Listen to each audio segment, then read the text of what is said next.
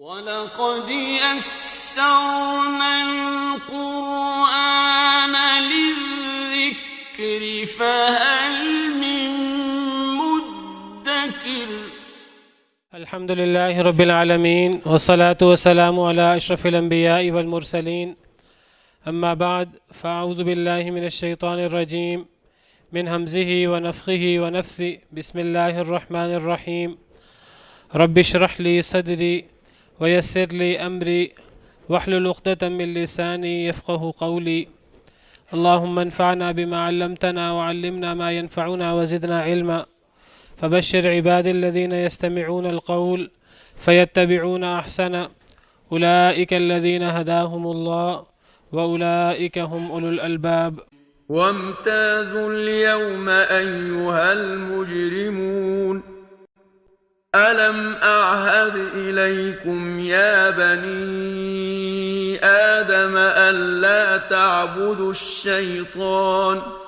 إنه لكم عدو مبين وأن اعبدوني هذا صراط مستقيم ولقد أضل منكم جبلا كثيرا أفلم تكونوا تعقلون هذه جهنم التي كنتم توعدون اصلوها اليوم بما كنتم تكفرون اليوم نختم على أفواههم وتكلمنا أيديهم وتشهد أرجلهم بما كانوا يكسبون ولو نشاء لطمسنا على أعينهم فاستبقوا الصراط فأنى يبصرون ولو نشاء لمسخناهم على مكانتهم فما استطاعوا مضيا ولا يرجعون ومن نعمره ننكسه في الخلق أفلا يعقلون وما علمناه الشعر وما ينبغي له إن هو إلا ذكر وقرآن مبين وامتازوا اليوم أيها المجرمون اور جدا جدا ہو جاؤ آج کے دن اے مجرم لوگو، اے گناہ گارو آج جدا جدا ہو جاؤ۔ کل کے لیکچر میں ہم نے جنتی لوگوں کا میدان محشر کے اندر آخرت میں جو مقام ہوگا اس کی ایک جھلک پڑی تھی۔ تو آج جو کافر، فاسق، مجرم، اللہ کے نافرمان ہیں، ان کے بارے میں اللہ فرماتے ہیں کہ وامتاز الیوم، اور الگ الگ ہو جاؤ آج کے دن، ایھا المجرمون، اے مجرم لوگو۔ الم اعہد الیکم یا بنی آدم الا تعبدوا الشیطان، کیا نہیں میں نے عہد لیا تھا تم سے اے بنی آدم، اے آدم کی اولاد، اللہ تعبدوا الشیطان، یہ کہ تم شیطان کی عبادت نہیں کرو گے، تم شیطان کی عبادت نہیں کرو گے۔ میں نے تم سے کیا یہ عہد نہیں لیا تھا؟ وعدہ الست میں، عہد الست میں اللہ نے عہد لیا تمام آدم علیہ السلام کی اولاد سے کہ وہ سب کے سب جو ہیں اللہ رب العالمین کو اکیلے کو رب مانیں گے، اللہ رب العالمین اکیلے کی بات مانیں گے اور کسی اور کی بات نہیں مانیں گے۔ بعض مفسرین کہتے ہیں کہ یہاں وعدہ الست مراد نہیں ہے۔ جب بھی کسی قوم پر کوئی نبی آتا ہے تو وہ قوم آٹومیٹک اللہ تعالیٰ سے ایک وعدے میں بندھ جاتی ہے۔ پہلے کئی دفعہ بات ہوئی ہے اس بارے میں۔ کسی قوم پر اللہ کا کوئی نبی آئے تو گویا کہ اس قوم سے ایک اندیکھا وعدہ قائم ہو جاتا ہے۔ گویا کہ اللہ اس قوم سے وعدہ لے لیتے ہیں کہ میں نے تمہیں اپنا نبی بھیجا ہے، اب تمہاری یہ ذمہ داری ہے کہ تم نے اب میرے نبی کی بات ماننی ہے، تم نے شیطان کے پیچھے نہیں چلنا۔ انہو لکم عدو مبین، بے شک وہ تمہارے لیے واضح دشمن ہے۔ وَأَنِ اعْبُدُونِي هَذَا صِرَاطٌ مُسْتَقِيم، اور یہ کہ تم عبادت کرو میری، یہ سیدھا رستہ ہے۔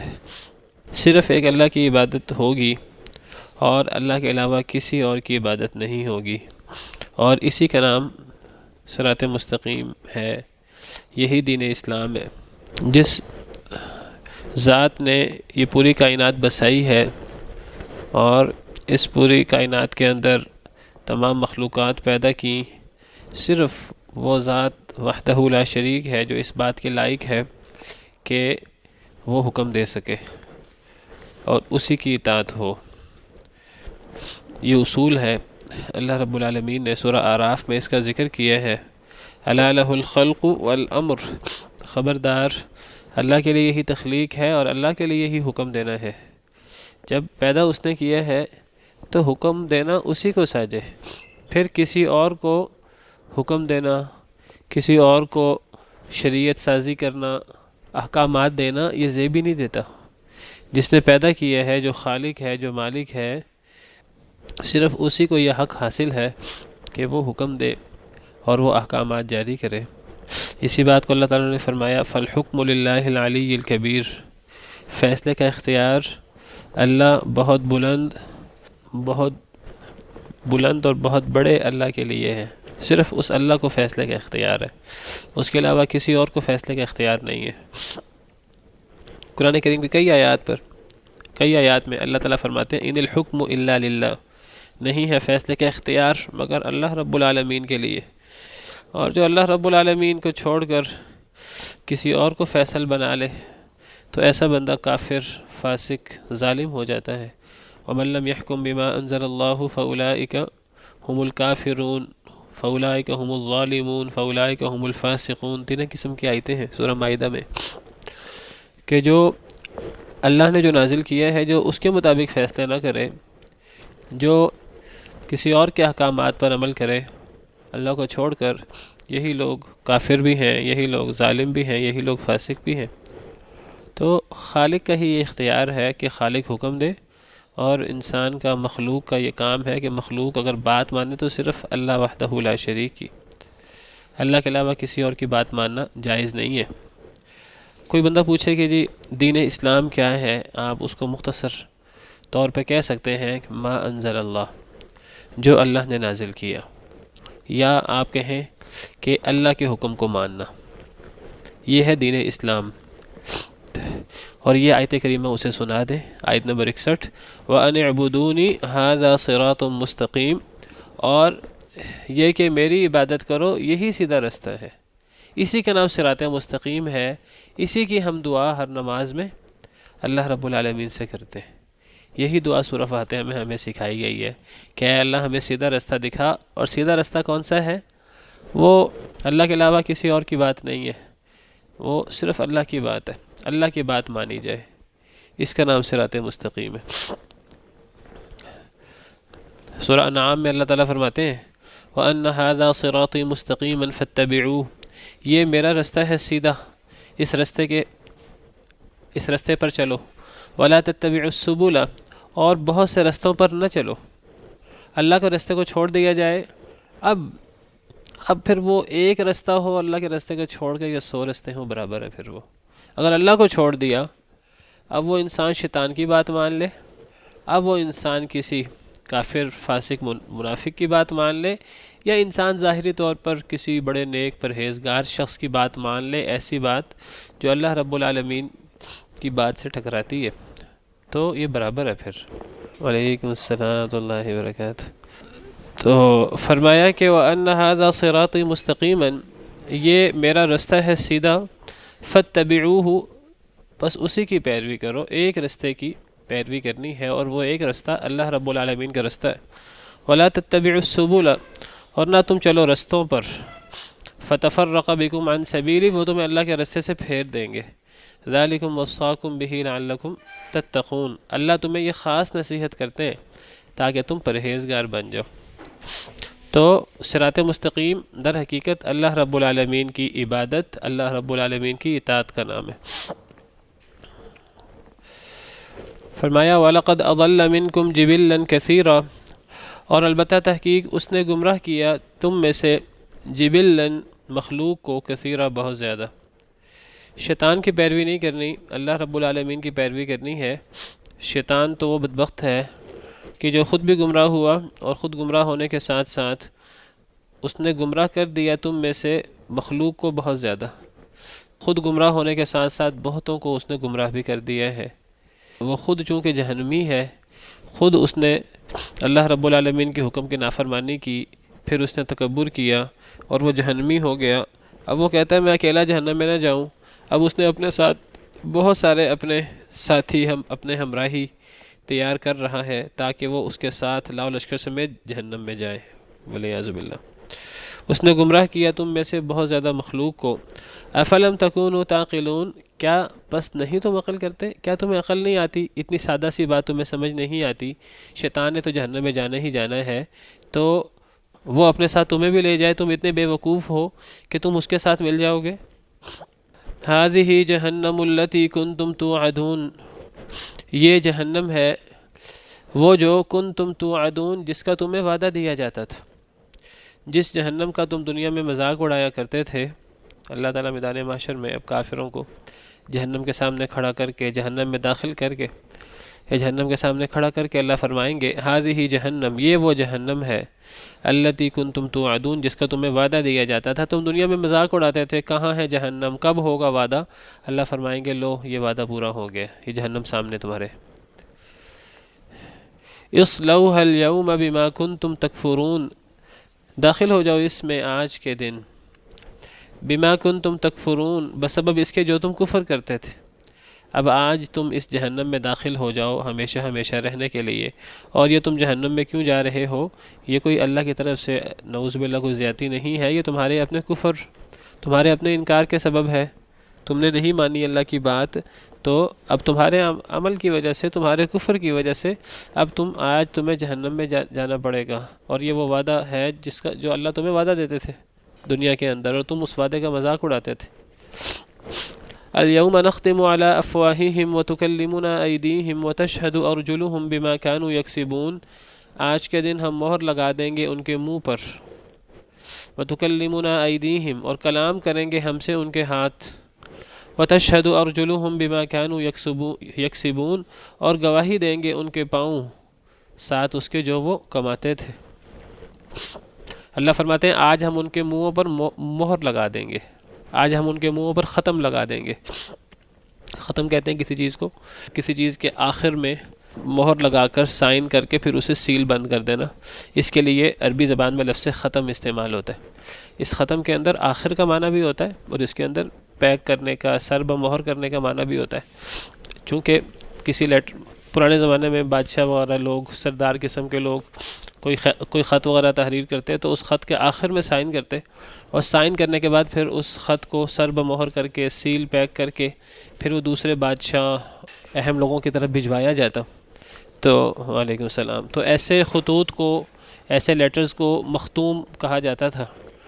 تو ختم یا خاتم کا مطلب مہر، اور مہر کے اندر آخری کا معنی بھی ہے کیونکہ آخر میں سائن ہوتے ہیں۔ قرآن کریم میں نبی کریم صلی اللہ علیہ وسلم کو خاتم النبیین کہا گیا ہے، ما کان محمد ابا احد من رجالکم ولکن رسول اللہ وخاتم النبیین، تو وہ خاتم اسی مہر سے ہی ہے، نبیوں کی مہر، اس میں بھی آخری کا معنی شامل ہے۔ آج کے دن ہم مہر لگا دیں گے ان کے منہوں پر، ان کافروں، ان مشرکوں کے منہ پر ہم مہر لگا دیں گے۔ کیوں؟ قیامت کے دن مشرک لوگ کوشش کریں گے کہ اپنا عذر پیش کر سکیں، اپنے کفر، اپنے شرک، اپنی نافرمانی کا عذر پیش کریں الٹا سیدھا۔ دنیا کے اندر مشرک لوگ جو ہیں، اللہ کے نافرمان لوگ جب کوئی غلطی کرتے ہیں، جب ان کو پکڑا جاتا ہے تو دنیا کے اندر لوگ جھوٹ بول کر اپنے آپ کو سچا ثابت کرنے کی کوشش کرتے ہیں، چونکہ دنیا جو ہے وہ دارالجزا نہیں ہے، دنیا دارالامتحان ہے۔ تو بعض دفعہ دنیا کے اندر ایک شخص جھوٹ بول کر بعض دفعہ بچ جاتا ہے۔ تو مشرک لوگ قیامت کے دن بھی جھوٹ بولنے کی کوشش کریں گے، جھوٹے عذر پیش کرنے کی کوشش کریں گے۔ بعض آیات میں تو ہے کہ مشرک لوگ قسم اٹھا کر شرک کرنے سے ہی انکار کر دیں گے، سورہ نعم میں ہے ثم لم تکن فتنتهم الا ان قالوا واللہ ربنا ما كنا مشرکین. اللہ فرماتے ہیں پھر ان کا جواب اس کے علاوہ اور کچھ نہیں ہوگا کہ وہ کہیں گے اللہ کی قسم ہم نے تو کبھی شرک ہی نہیں کیا. سورہ نعم میں قرآن کریم کی بعض آیات سے پتہ لگتا ہے کہ مشرک لوگ جو ہیں وہ عذر پیش کریں گے لیکن ان کا عذر قبول نہیں ہوگا. بعض آیات سے پتہ لگتا ہے کہ مشرک لوگ جھوٹے عذر پیش کریں گے، جھوٹی قسمیں اٹھائیں گے قیامت کے دن، ابھی جو میں نے آپ کے سامنے آیت پڑھی. بعض آیات سے پتہ لگتا ہے کہ مشرک لوگوں کو، کافر لوگوں کو قیامت کے دن بولنے کی اجازت ہی نہیں ہوگی. اور یہ جو ہم آیت پڑھ رہے ہیں اس آیت سے بھی ایسا محسوس ہو رہا ہے جیسے کہ ان کو بولنے کی اجازت نہیں ہوگی، منہ پر ان کے مہر لگ جائے گی. اگر منہ پہ مہر لگ جائے گی تو پھر قرآن کریم میں یہ جو آیت ہے کہ وہ جھوٹی قسمیں اٹھائیں گے قیامت کے دن، اس کا کیا مطلب ہے؟ قرآن کریم کی بعض آیات سے پتہ لگتا ہے کہ وہ عذر پیش کریں گے، ان کا عذر قبول نہیں ہوگا. جو لوگ جو ہیں وہ قیامت کے دن جھوٹ بولنے کی کوشش کریں گے تو اللہ کو پتہ ہے، تو آج کے دن ہم مہر لگا دیں گے ان کے منہ پر. تو میں ذکر کر رہا تھا کہ بعض آیات سے پتہ لگتا ہے کہ وہ جھوٹے عذر پیش کریں گے لیکن ان کا عذر قبول نہیں ہوگا. بعض آیات سے پتہ لگتا ہے جھوٹی قسمیں کھائیں گے. بعض آیات سے پتہ لگتا ہے کہ وہ قیامت کے دن بول ہی نہیں سکیں گے. سورہ مرسلات میں ہے ھذا یوم لا ینطقون، آج کے دن تو وہ بات بھی نہیں کر سکیں گے. ولا یؤذن لهم فیعتذرون، ان کو عذر پیش کرنے کی بھی اجازت نہیں ہوگی. سورہ انبیاء میں ہے اللہ فرماتے ہیں یوم یقوم الروح والملائکۃ صفا لا یتکلمون الا من اذن له الرحمن وقال صوابا، کہ اس دن روح الامین جو سب سے بڑے فرشتے ہیں سیدنا جبریل امین علیہ السلام، وہ اور دیگر فرشتے صفوں میں کھڑے ہوں گے. وہ اتنے بڑے مخلوق ہیں، اتنے بڑے فرشتے ہیں، اللہ کے اتنے مقرب ہیں، لیکن اتنے مقرب ہونے کے باوجود ان کی کیفیت بھی قیامت کے دن بڑی جو ہے وہ بڑے وہ ہیبت میں اور بڑے ڈر میں ہوں گے اور وہ صفوں میں کھڑے ہوں گے. لا یتکلمون الا من اذن له الرحمن، اور قیامت کے دن تو کوئی بات ہی نہیں کر سکے گا مگر جسے رحمان اجازت دے. وقال صوابا، اور اگر بات کرے گا تو سچی بات کرے گا. لیکن ہمیں قرآن کریم کی بعض آیات سے ہی پتہ لگتا ہے کہ وہ جھوٹی بات بھی کریں گے، جھوٹے عذر بھی پیش کریں گے، جھوٹی قسمیں بھی کھائیں گے. تو سیدنا ابن عباس رضی اللہ عنہ اس کا جواب یہ دیتے ہیں، کہتے ہیں کہ قیامت کا دن کون سا، یہ کوئی 10 منٹ 15 منٹ یہ کون سا کوئی 1-2 گھنٹوں کی بات ہے. 1000 سال کا یا 50,000 سال کا دن ہے، کوئی ایک موقع ہے. ممکن ہے کہ 20 یا سینکڑوں موقع آئیں کہ کسی موقع کے اندر بات کرنے کی اجازت نہیں ہوگی، کسی موقع کے اوپر مہر لگ جائے گی منہ پر، کسی موقع پر بات کرنے کی کوشش کریں گے، جھوٹی قسمیں اٹھانے کی کوشش کریں گے، کسی موقع پر جھوٹے عذر پیش کرنے کی کوشش کریں گے.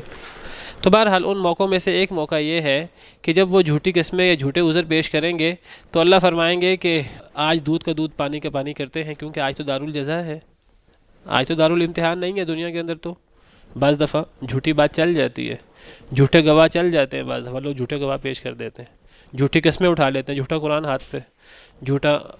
قرآن پہ جھوٹا ہاتھ رکھ دیتے ہیں. تو اللہ فرماتے ہیں کہ آج کے دن ہم تمہارے منہ پر مہر لگا دیں گے. وَتُكَلِّمُنَا أَيْدِيهِمْ، تمہارے ہاتھ ہم سے کلام کریں گے. وَتَشْهَدُ أَرْجُلُهُمْ، تمہارے پاؤں گواہی دیں گے. اب آج گواہی دینے والی کوئی اور چیز نہیں ہوگی، تمہارے اپنے اعضاء ہی تمہارے خلاف گواہی دیں گے. تمہارے ہاتھ بولیں گے اور تمہارے پاؤں بولیں گے بما کانوا یکسبون، جو وہ کرتے تھے. جو ہاتھ اور پاؤں نے کیا وہ ہاتھ اور پاؤں خود بول کر بتا دیں گے ہم نے یہ کیا تھا، ہم نے انہی ہاتھوں سے بت بنائے تھے اور ہم نے اس طرح جو ہے وہ ہم نے کفر و شرک کیا تھا. تو یہ جو سارے جھوٹے عذر اور جھوٹی قسمیں ہیں ان کی، اس کی کیا حیثیت رہے گی جب ان کے اعضاء ہی ان کے خلاف گواہی دیں گے. سورہ نور میں اللہ تعالیٰ فرماتے ہیں یوم تشہد علیہم السنتہم وایدیہم وارجلہم بما کانوا یعملون، وہ ایک ایسا دن ہے یوم تشہد علیہم، گواہی دیں گے ان کے خلاف، السنتہم ان کی زبانیں، یوم تشہد علیہم السنتہم وایدیہم وارجلہم ان کے ہاتھ اور ان کے پاؤں، یعنی ان کی زبان ان کے کنٹرول میں نہیں رہے گی. دنیا میں زبان ہمارے کنٹرول میں ہوتی ہے، ہم اپنی مرضی سے جو بات کرنا چاہتے ہیں کرتے ہیں. اللہ تعالیٰ وہ مہر لگا دیں گے ہماری مرضی پر. اب ہماری زبانیں قیامت کے دن ہمارے خلاف گواہی دیں گی، ہماری زبانیں بھی بولیں گی، ہمارے ہاتھ اور ہمارے پاؤں یہ بھی جو ہیں وہ انسان کے خلاف جو ہیں وہ گواہی دیں گے، والعیاذ باللہ. ایک آیت میں تو اللہ تعالیٰ فرماتے ہیں کہ ان کے چمڑے ان کے خلاف گواہی دیں گے، وہ اپنے چمڑوں سے کہیں گے وقالوا لجلودہم لما شہدتم علینا، وہ اپنے چمڑوں سے کہیں گے کہ تم اپنے ہی خلاف گواہی دے رہے ہو، تم اپنے ہی خلاف کیسے گواہی دے رہے ہو؟ تو وہ چمڑے جواب دیں گے، ان کی کھالیں جواب دیں گی قالوا انطقنا اللہ الذی انطق کل شیء، کہ ہمیں تو اس اللہ نے بلوایا ہے جس نے دنیا کی دیگر مخلوقات کو بولنے کی طاقت دی، ہمیں آج اس اللہ نے بولنے کی طاقت دی ہے، اور اب آج ہم اللہ کے حکم کے مطابق بولیں گے، آج ہم تمہاری مرضی کے مطابق نہیں بولیں گے، والعیاذ باللہ۔ تو قیامت کے دن کوئی دنیا کے جو فریب ہیں اور دنیا کے جو دھوکے ہیں، انسان ان میں سے کسی چیز سے بھی فائدہ نہیں اٹھا سکے گا، نہ کسی قسم کی دوستی سے، نہ کسی قسم کی سفارش سے، نہ کسی قسم کی خرید و فروخت سے، اور نہ کسی جھوٹ اور اس قسم کی بات سے۔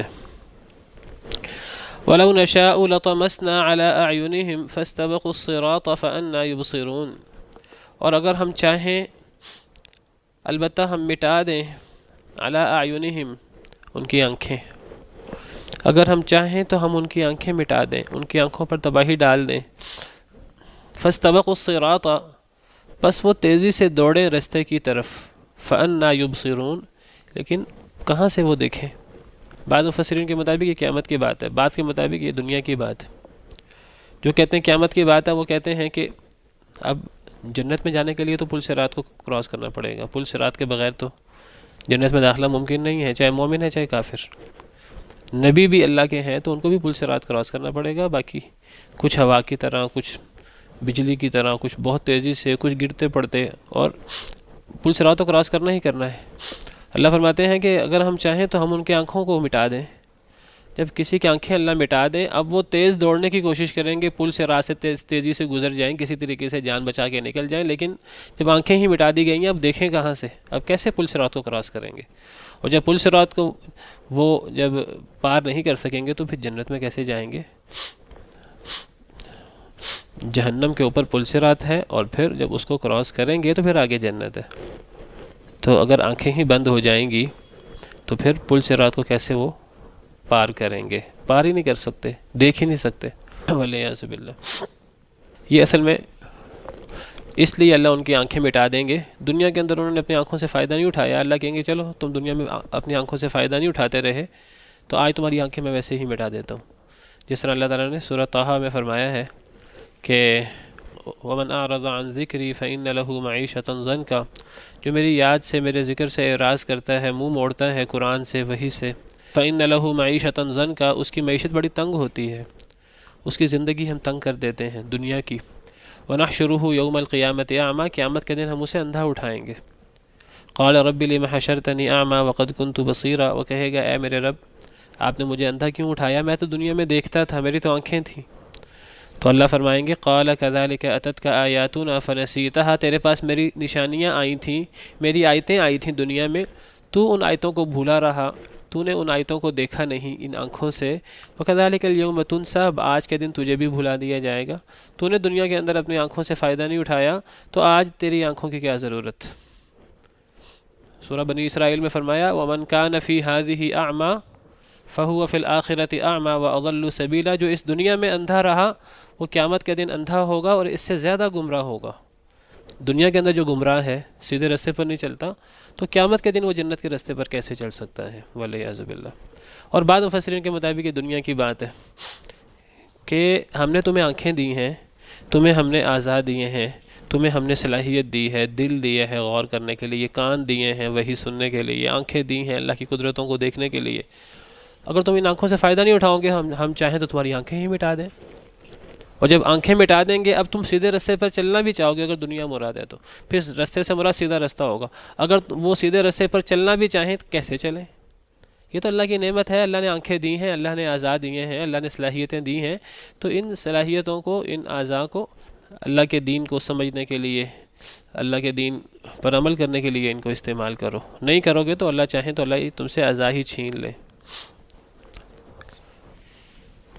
وَلَوْ نَشَاءُ لَمَسَخْنَاهُمْ عَلَى مَكَانَتِهِمْ فَمَا اسْتَطَاعُوا مُضِيًّا وَلَا يَرْجِعُونَ، اگر ہم چاہیں البتہ ہم مسخ کر دیں ان کی جگہ پر ہی، اگر ہم چاہیں تو ہم ان کو مسخ کر دیں، مسخ کر دیں یعنی ہم ان کو بدل دیں، انسان ہیں، ہم ان کو انسان ہی نہ رہنے دیں، ہم ان کو انسان سے پتھر بنا دیں، جانور بنا دیں، بندر سور کچھ اور بنا دیں، اگر ہم چاہیں تو ہم ان کی شکل ہی مسخ کر دیں، علی مکانتہم، اپنی جگہ پر بیٹھے بیٹھے وہ انسان رہیں ہی نہ، اشرف المخلوقات رہیں ہی نہ، فما استطاعوا مضیا، پس نہ وہ طاقت رکھیں چلنے کی، ولا یرجعون، نہ واپس لوٹنے کی۔ ان کو سیدھے رستے کی طرف جانے کا حکم ہے، صراط مستقیم پر چلنے کا حکم ہے، یہ چلنے کی کوشش نہیں کرتے۔ اگر یہ چلنے کی کوشش نہیں کریں گے، اگر ہماری مرضی ہو، ہمارا حکم آ جائے تو ہم ان کو جہاں یہ ہیں وہیں ان کو مسخ کر دیں، ان کو پتھر بنا دیں یا جانور بنا دیں، اب نہ یہ واپس جا سکیں نہ یہ آگے چل سکیں۔ تو اگر انسان اللہ کے دیے ہوئے صلاحیتوں سے فائدہ نہیں اٹھاتا تو وہ صلاحیتیں اللہ تعالیٰ پھر چھین لیتے ہیں، جب اللہ کا حکم ہو تو اللہ تعالیٰ چھین لے۔ وَمَن نُعَمِّرْهُ نُنَكِّسْهُ فِي الْخَلْقِ، اور جسے ہم عمر دیتے ہیں، نُنَكِّسْهُ، ہم الٹا کر دیتے ہیں اس کو، فی الخلق، تخلیق میں، جسے ہم عمر دیتے ہیں یعنی جس کی ہم عمر لمبی کر دیتے ہیں، نُنَكِّسْهُ فِي الْخَلْقِ، تو ہم اسے تخلیق میں الٹا کر دیتے ہیں۔ تخلیق کے اندر کیا ہوتا ہے، کئی دفعہ بات ہوئی ہے کہ مخلوق معبود نہیں ہو سکتا، اور جو معبود ہے اس کے لیے خالق ہونا ضروری ہے، کیونکہ مخلوق ناقص ہوتی ہے، اور جو مخلوق ہے تو اس کو عدم لازم ہے۔ جو مخلوق ہے، گویا کہ جو بھی مخلوق ہے وہ کسی وقت پیدا ہوئی ہے، یہ نہیں ہو سکتا کہ جو مخلوق ہے وہ ازل سے ہو۔ ازل سے وہی ذات ہو سکتی ہے جو مخلوق نہ ہو، اور وہی ذات ابد تک ہو سکتی ہے۔ جو مخلوق ہے، وہ کوئی بھی مخلوق چیز ہے، وہ کسی نہ کسی وقت پیدا ہوئی ہے، اور جب وہ پیدا ہوئی ہے اس سے پہلے وہ نہیں تھی۔ تو مخلوق کے لیے عدم بھی لازمی ہے، اور مخلوق کے لیے یہ بھی لازمی ہے کہ وہ کمزور ہو۔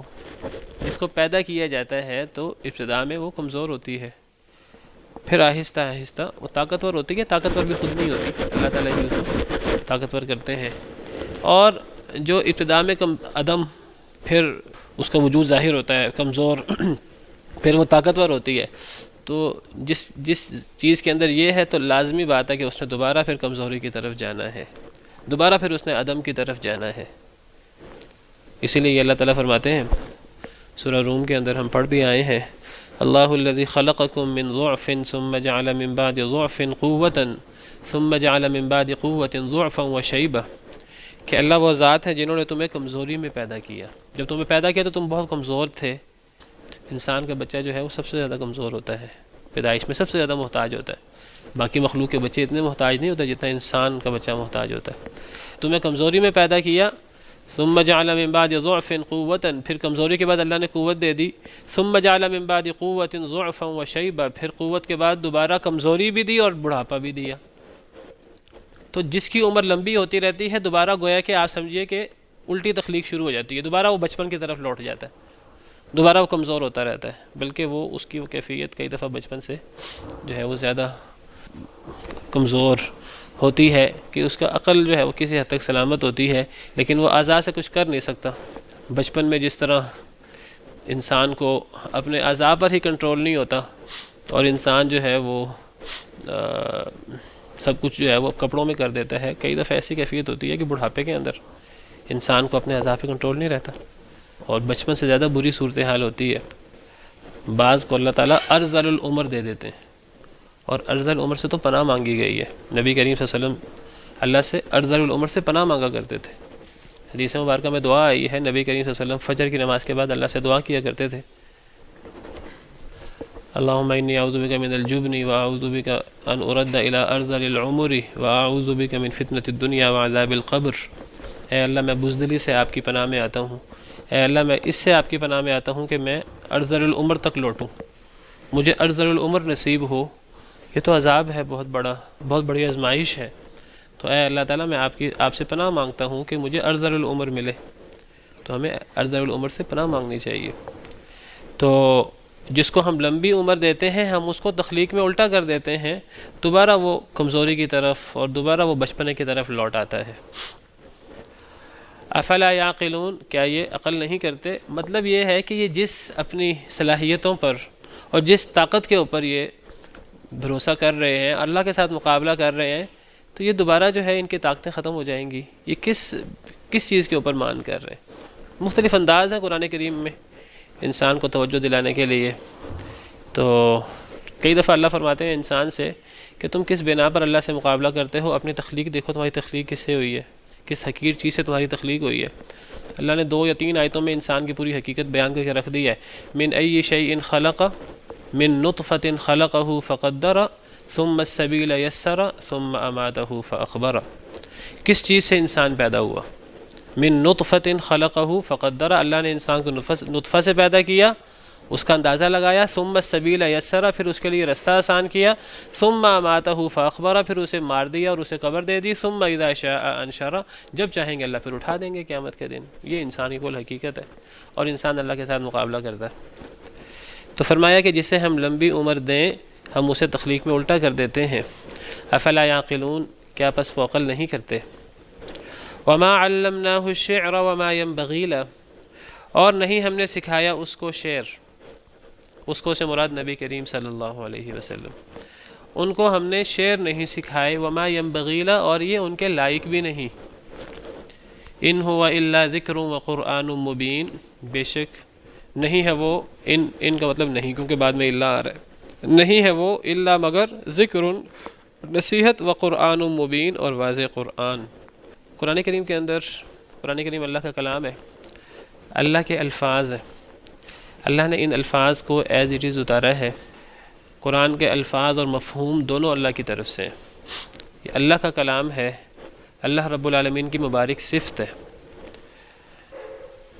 سورہ توبہ میں ہے وَإِنْ أَحَدٌ مِّنَ الْمُشْرِكِينَ اسْتَجَارَكَ فَأَجِرْهُ حَتَّى يَسْمَعَ كَلَامَ اللَّهِ، کہ اگر مشرکین میں سے کوئی تم سے پناہ مانگے تو تم اسے پناہ دے دیا کرو، کیوں؟ حَتَّى يَسْمَعَ كَلَامَ اللَّهِ، کہ وہ اللہ کا کلام سنے، ممکن ہے اسے اللہ کا کلام سننے کا فائدہ ہو۔ ثُمَّ أَبْلِغْهُ مَأْمَنَهُ، پھر اسے امن کی جگہ پہنچا دو۔ اگر کوئی دشمن بھی پناہ مانگے تو پناہ دے دیا کرو، اس کے کئی فوائد ہو سکتے ہیں۔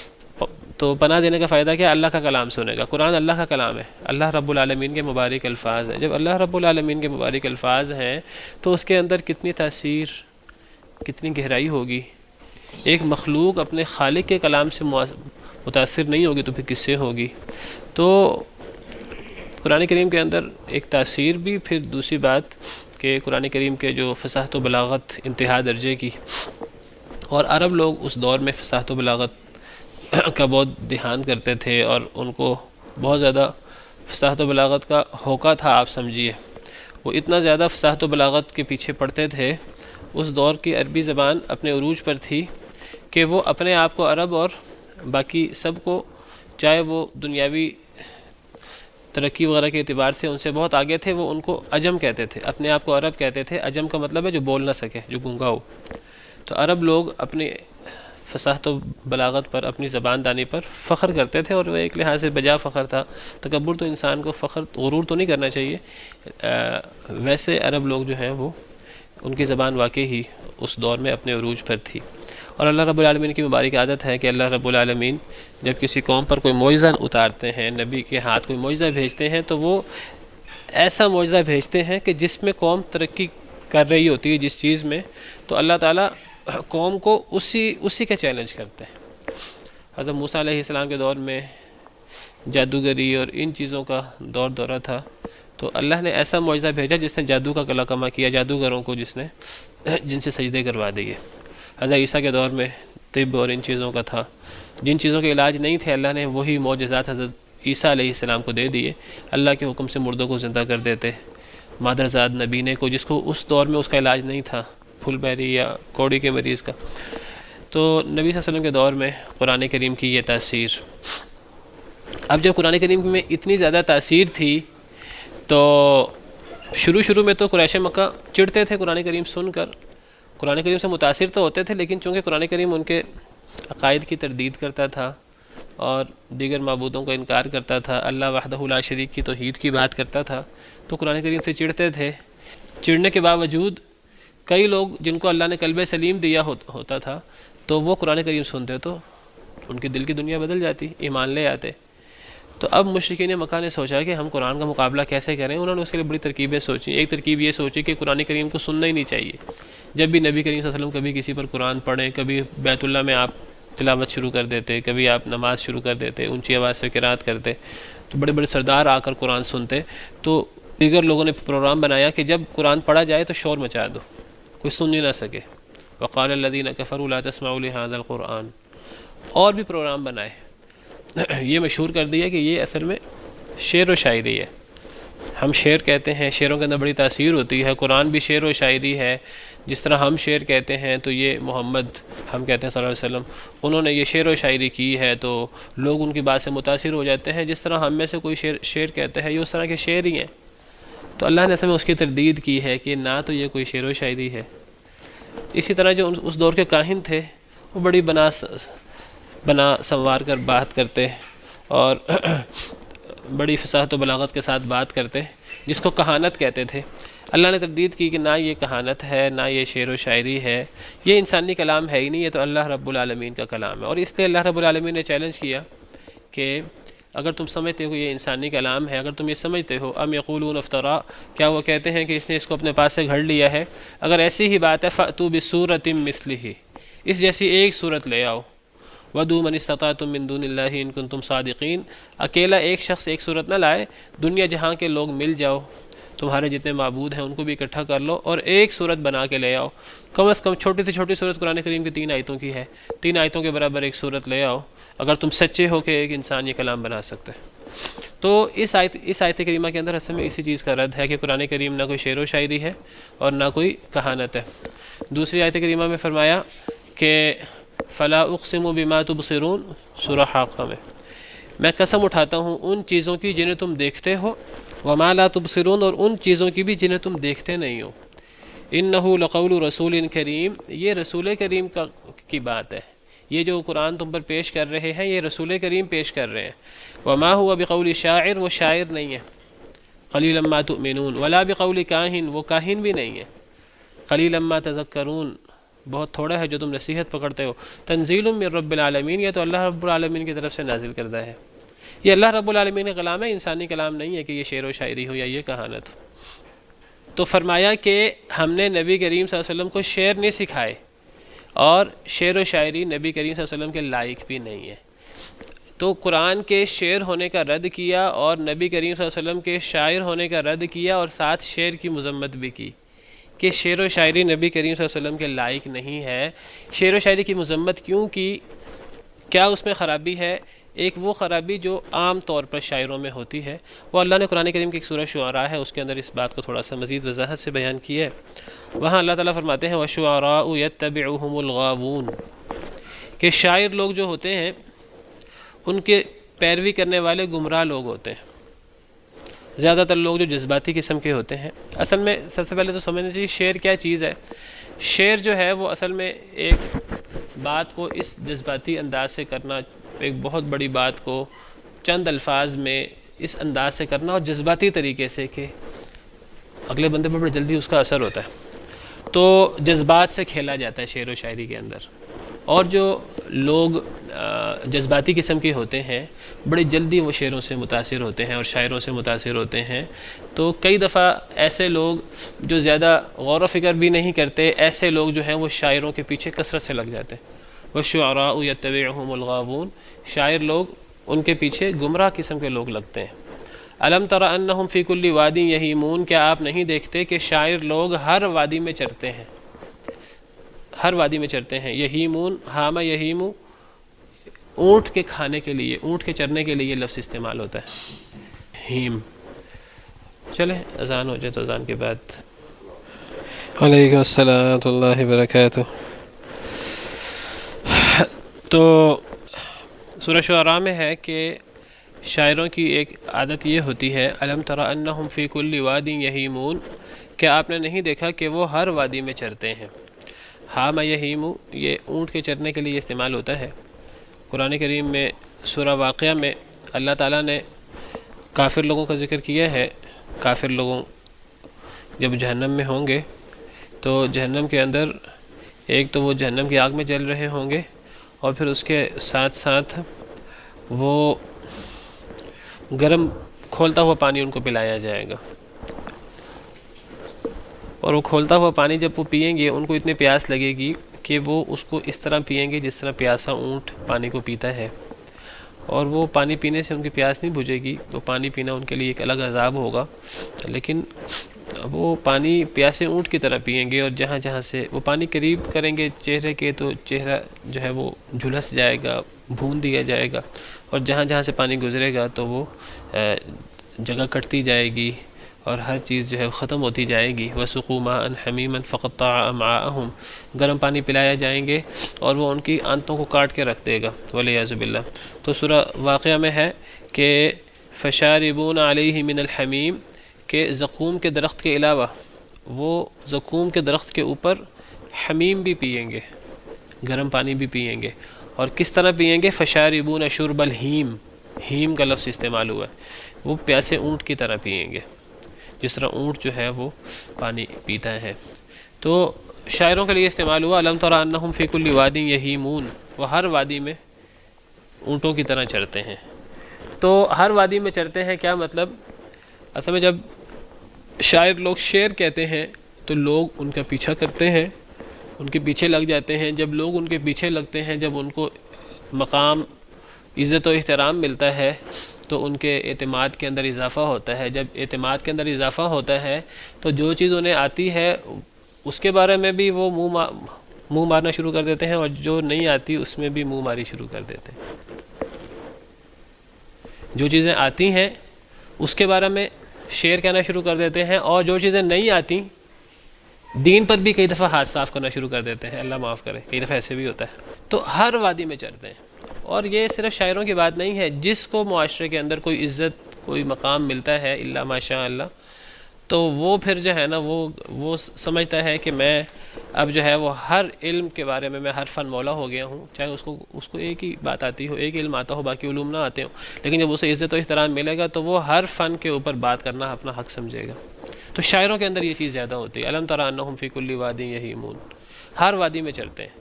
اور پھر ایک بڑی چیز ان کے اندر وَأَنَّهُمْ يَقُولُونَ مَا لَا يَفْعَلُونَ، جذباتی باتیں ہوتی ہیں، زیادہ جذبات سے کھیلتے ہیں زیادہ تر، تو بات ایسے کرتے ہیں کہ ایک بات کو آسمان تک پہنچا دیتے ہیں باتوں باتوں میں، جذبات میں، لیکن عمل میں وہ عام لوگوں سے بھی پیچھے ہوتے ہیں۔ عمل ان کے قول اور فعل میں تضاد ہوتا ہے الا ماشاء اللہ، قرآن نے بھی آگے استثناء کیا ہے، زیادہ تر یہ کیفیت ہوتی ہے۔ وَأَنَّهُمْ يَقُولُونَ مَا لَا يَفْعَلُونَ، وہ کہتے ہیں جو وہ کرتے نہیں ہیں۔ کہنے کو صحابہ کرام کی بات ہے، صرف بات سمجھانے کے لیے۔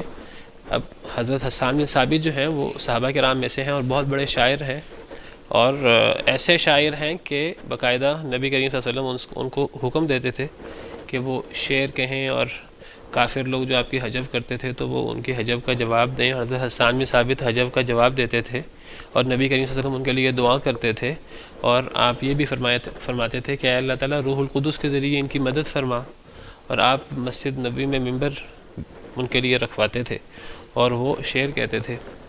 لیکن آپ دیکھیے حسان بن ثابت جنگوں کے اندر وہ ان کا بہادری وہ کردار نہیں ہے جو عام صحابہ کرام کا ہے۔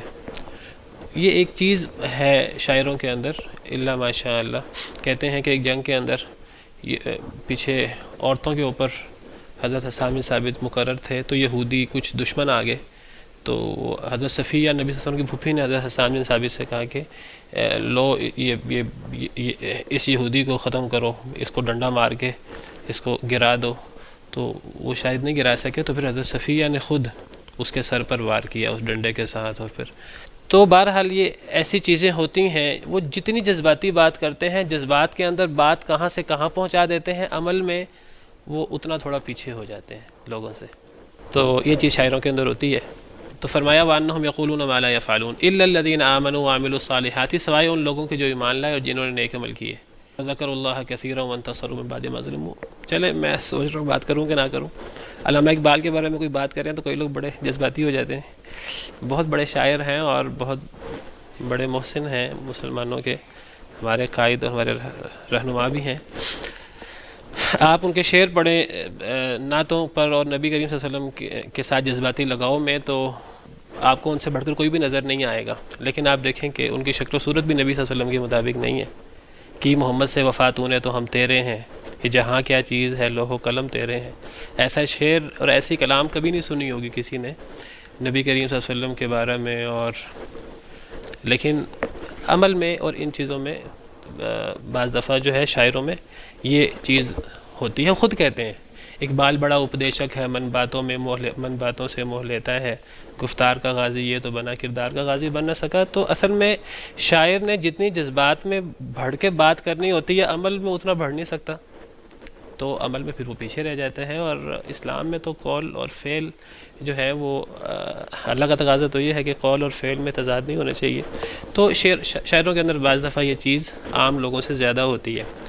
تو آگے اللہ تعالیٰ نے استثناء بھی کر دیا الا الذین آمنوا وعملوا الصالحات، سوائے ان لوگوں کو جو ایمان لائے اور جنہوں نے نیک عمل کیے، وذکروا اللہ کثیرا، اور کثرت کے ساتھ ذکر کیا، وانتصروا من بعد ما ظلموا، اور انہوں نے بدلہ لیا ظلم کے بعد. تو یہ وہ صفات ہیں کہ اگر شاعر یہ صفات پیدا کرے تو وہ جو پیچھے اللہ نے ان کی مذمت کی ہے تو وہ ان چیزوں سے کافی حد تک اپنے آپ کو بچا لیتا ہے. اگر کثرت ذکر، اگر ایمان عمل صالح اور کثرت کے ساتھ اللہ کا ذکر، اور پھر خاص طور پہ بدلہ لینے کے لیے اگر ایک بندہ شعر کہے نا، وہ ایک تھوڑا سا معاملہ فرق ہو جاتا ہے. حضرت حسان بن ثابت کا خاص معاملہ بدلہ لینے کے لیے، زیادہ تر بدلہ لینے کے لیے تھا. تو کہا جاتا ہے کہ نبی کریم صلی اللہ علیہ وسلم کے جو پورا خاندان تھا، ابو طالب کی عبد المطلب کی جتنی اولاد تھے، ان کے بعد جتنے لوگ ہوئے، سب کے سب جو ہے وہ شعر و شاعری کرتے تھے سوائے نبی کریم صلی اللہ علیہ وسلم کے. اور نبی کریم صلی اللہ علیہ وسلم جو ہیں وہ آپ نہایت فصیح و بلیغ تھے، اتنے فصیح و بلیغ تھے کہ آپ سے بڑھ کر انا افصح العرب، آپ سے بڑھ کر جو ہے وہ کوئی فصیح و بلیغ نہیں تھا. فصاحت و بلاغت کے اندر سجا کلامی اور کلام کے اندر ترتیب اور نظم و ضبط تو خود بخود کئی دفعہ آ جاتا ہے. نبی کریم صلی اللہ علیہ وسلم کی کلام کے اندر کوئی ایسی چیز خود بخود آ جائے تو ایک الگ بات ہے. نبی کریم صلی اللہ علیہ وسلم نے کبھی نیت کر کے کوئی شعر کہا نہیں. بعض شعر ملتے ہیں جو نبی کریم صلی اللہ علیہ وسلم نے کہے ہیں، ہمیں انداز ان کا شعر کا ملتا ہے، ادھر حقیقت شعر ہے نہیں. ایک جنگ کے موقع پر شاید نبی کریم صلی اللہ علیہ وسلم کی انگلی مبارک تھوڑی زخمی ہو گئی تو آپ کی زبان اقدس سے یہ الفاظ نکلے، هل انت الا اصبع دمیتی وفی سبیل اللہ ما لقیتی، کہ نہیں ہے تم مگر ایک انگلی ہی جو خون آلود ہو گئی ہے اور جو بھی تجھے یہ تکلیف آئی اللہ کے راستے میں آئی ہے. هل انت الا اصبع دمیتی وفی سبیل اللہ ما لقیتی، یعنی تو ایک انگلی ہے، ہم تو جان قربان کرنے کو تیار ہیں، یہ مطلب ہے. لیکن آپ نے یہ جو اب کہنے کو یہ سجا کلامی لگ رہی ہے، هل انت الا اصبع دمیتی وفی سبیل اللہ ما لقیتی، لیکن یہ سجا کلامی شعر اس کو کہتے ہیں جو باقاعدہ شعر کی نیت سے کوئی بات کہی جائے. ایک بندے کا کلام اتنا فصیح و بلیغ ہے کہ وہ دو جملے کہتا ہے اور دو جملے جو ہیں وہ آپس میں اس طرح سجا کلامی سے ہمیں شعر لگتے ہیں، اس کو شعر نہیں کہتے. شعر اسے کہتے ہیں جو باقاعدہ شعر کی نیت سے کوئی اس طرح کی بات کہی جائے. تو نبی کریم صلی اللہ علیہ وسلم کی زبان اقدس سے یہ الفاظ نکلے. ایک موقع پر، جنگ کے موقع پر جو ہے وہ جب کافروں نے حلہ بولا تو صحابہ کرام ایک دفعہ ان کے پاؤں اکھڑ گئے. جنگ حنین کے موقع پر اللہ نے قرآن میں ذکر کیا، حالانکہ مسلمانوں کی تعداد زیادہ تھی، ایک جنگ تھی جس میں مسلمانوں کی تعداد زیادہ تھی. تو مسلمان جی پہلے ہماری تعداد کم تھی تو ہمیں اللہ فتح دے دیتے تھے، اب تو ہماری تعداد بھی زیادہ ہے، اب ہمیں شکست کیسے ہو سکتی ہے؟ اللہ نے دکھایا کہ اللہ کی مدد ہوتی ہے تو فتح ہوتی ہے، ورنہ تعداد زیادہ ہو جائے تو پاؤں اکھڑ سکتے ہیں. اللہ نے قرآن میں ذکر کیا، لقد نصرکم اللہ فی مواطن کثیرۃ ویوم حنین اذ اعجبتکم کثرتکم فلم تغن عنکم شیئا وضاقت علیکم الارض بما رحبت ثم ولیتم مدبرین. تم پیٹ پھیر کے بھاگ گئے تھے ایک دفعہ، تمہاری زیادہ تعداد نے تمہیں فائدہ نہیں دیا. تو اس موقع پر کیا ہوا کہ مسلمانوں کے قدم اکھڑے تو نبی صلی اللہ علیہ وسلم تو ہر موقع پر چٹان کی طرح آپ قائم دائم رہتے تھے. تو نبی صلی اللہ علیہ وسلم نے صحابہ کرام کو پکارنا شروع کیا اور آپ نے کیا فرمایا، انا النبی لا کذب انا ابن عبد المطلب، میں نبی ہوں، کوئی جھوٹ نہیں ہوں. یہ پہلے فتوحات ہو رہی تھیں تب بھی میں نبی تھا، اب اگر تمہارے قدم اکھڑ رہے ہیں میں تو ابھی بھی نبی ہوں، میں کوئی جھوٹ نہیں ہوں، میں عبد المطلب کا بیٹا ہوں. تو میں جو ہے وہ کیسے جنگ کے اندر پیچھے ہٹ سکتا ہوں؟ اس سے بھی لگتا ہے جیسے آپ نے شعر کہا ہے، یہ شعر نہیں ہے، یہ وہی سجا کلامی ہو گئی ہے. اور یہ چونکہ نیت نہیں ہے اس کے پیچھے تو یہ شعر نہیں ہے. تو اللہ تعالیٰ نے باقاعدہ یہاں فرمایا ہے وما علمناہ الشعر، اور نہیں ہم نے آپ کو شعر سکھایا، وما ينبغي له، اور یہ آپ کے لائق بھی نہیں ہے، آپ کے لائق بھی نہیں ہے شعر کہنا۔ در حقیقت قرآن کو شعر و شاعری کہنا در حقیقت اس کی مذمت ہے، اور ساتھ ہی فرمایا کہ شعر و شاعری جو ہے وہ آپ کے لائق بھی نہیں ہے۔ ویسے میں بتا دوں کہ نبی کریم صلی اللہ علیہ وسلم بعض دفعہ دوسروں کے کہے ہوئے شعر دہرا دیتے تھے، ضرورت ہو تو شعر دہرائے جا سکتے ہیں، خاص طور پہ جنگوں وغیرہ کے موقع پر جس بات کی زیادہ ضرورت ہوتی ہے، تو جنگوں کے موقع پر حضرت عبداللہ بن رواحہ بڑے شاعر تھے، تو انہوں نے شعر کہے تو نبی صلی اللہ علیہ وسلم جنگ خندق کے موقع پر وہ آپ بھی اور صحابہ کرام بھی وہ شعر دہرا رہے تھے ان کے، اللہم لولا انت مہتدینا ولا تصدقنا ولا صلینا وانزلا سکینۃ علینا، وہ اس طرح کر کے کچھ شعر ہیں، تو وہ شعر آپ دہرا لیتے تھے بعض دفعہ۔ تو شعر کہنا ایک الگ بات ہے، اور شعر کسی کے کہے ہوئے اچھے شعر دہرانا ایک الگ بات ہے۔ ایک شاعر کے ایک شعر کے بارے میں کہا ہے، آپ نے فرمایا کہ آپ نے ایک شاعر کا شعر پڑھا اور آپ نے فرمایا کہ اس سے سچی بات کسی نے نہیں کی، اور پھر آپ نے اس شاعر کا شعر پڑھا اور وہ شعر یہ تھا کہ کل شیء ما خلی اللہ باطل، ہر چیز اللہ کے علاوہ باطل ہے، اس طرح کر کے کوئی شعر تھا شاعر کا، تو آپ نے وہ شعر پڑھا اور آپ نے فرمایا کہ اس سے سچی بات اور کسی بندے نے نہیں کی۔ آپ نے گویا کہ اس بندے کے شعر کی تعریف کی، تو شعر کی بالکل مذمت نہیں ہے اسلام میں۔ نبی کریم صلی اللہ علیہ وسلم کے حوالے سے خاص طور پر قرآن کریم کا جو آپ کے ساتھ تعلق اور قرآن کریم کو کافروں کا شعر کہنا، اس حوالے سے آپ سے شعر کی تردید بھی ہوئی اور فرمایا کہ آپ کے لائق نہیں ہے، لیکن نبی صلی اللہ علیہ وسلم کئی دفعہ شعر پڑھ بھی دیتے تھے، شعر اگر کوئی اچھے ہوں تو پڑھنے میں کوئی حرج بھی نہیں ہے۔ باقاعدہ حدیث میں آتا ہے کہ وَإِنَّ مِنَ الشِّعْرِ لَحِکْمَةً، بعض شعروں کے اندر حکمت ہوتی ہے، تو ایسے شعر جو ہیں وہ پڑھ لیے جائیں تو اس میں حرج نہیں ہے۔ لیکن ایک بندہ جو ہے نا، وہ اس کی ساری زندگی شعر و شاعری کے اندر گزر جائے، وہ ساری زندگی اس کے جذبات کے اندر گزر جائے، تو یہ چیز پسندیدہ بھی نہیں ہے۔ ایک حدیث کے اندر آتا ہے کہ نبی کریم صلی اللہ علیہ وسلم نے فرمایا اگر کسی انسان کا پیٹ جو ہے پیپ سے بھر جائے، یہ زیادہ بہتر ہے کہ شعروں سے بھر جائے۔ سبحانک اللہم ربنا وبحمدک، اشہد ان لا الہ الا انت، استغفرک و اتوب